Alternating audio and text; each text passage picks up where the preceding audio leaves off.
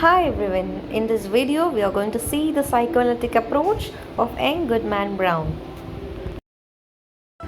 Plot summary. Goodman Brown says goodbye to his wife Faith outside of his house in Salem Village. Faith, wearing pink ribbons in her cap, asks him to stay with her, saying that she feels scared when she is by herself and free to think troubling thoughts. Goodman Brown sets off on a road through a gloomy forest. He comes soon upon a man in the road who greets Goodman Brown. At that moment, the two come upon an old woman hobbling through the woods, and Goodman Brown recognizes Goody Cloyce, who he knows to be a pious, respected woman from the village.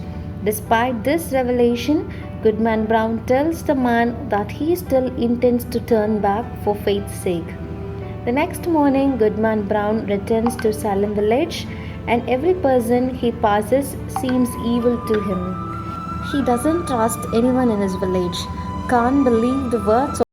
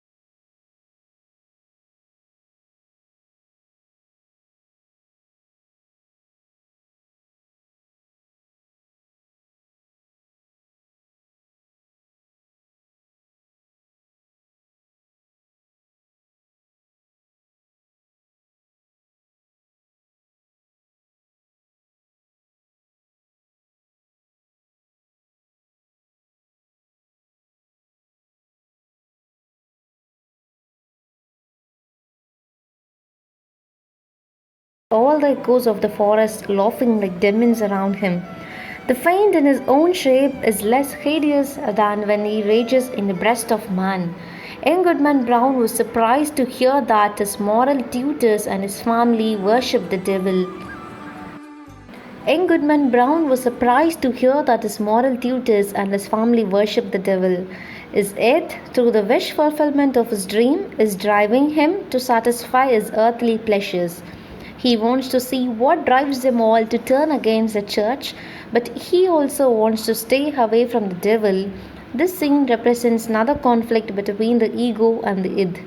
This picture very much resembles the Bible where Adam and Eve decide to disregard the order and eat the fruit. Finally, his ego prevails and he decides not to go any further. He says, "Friend, my mind is made up. Not another step will I budge on this errand." What if a wretched old woman do choose to go to the devil when I thought she was going to heaven? Is that any reason why I should quit my dear Faith and go after her? But once he finds out that Faith is going to join the devil worshippers, Brown decides to get her back. He goes and reveals himself by screaming, "Faith, look up to the heaven and resist the wicked one." The next thing young Goodman Brown remembers is the deserted forest. Hawthorne knew enough about human psychology and presented Goodman's encounter with the devil as a wish fulfillment through a dream. It turned out that our hero did not know whether it was a dream or not. It changed him drastically. He could not live the rest of his poor life in peace. He could not sing the holy psalms without hearing the songs of the devil worshippers. Many years after Hawthorne wrote this story, Sigmund Freud was able to propose and prove his theory of wish fulfillment through the dreams. Even though young Goodman Brown is a holy man, there was a repressed wish inside of him, that is it, that wanted to eat the forbidden fruit. This wish came to him through a dream and changed the rest of his life dramatically. The story shows us one of the possible outcomes after the id and superego get on the battlefield. It is a sad story about a man whose id prevailed and destroyed him from inside.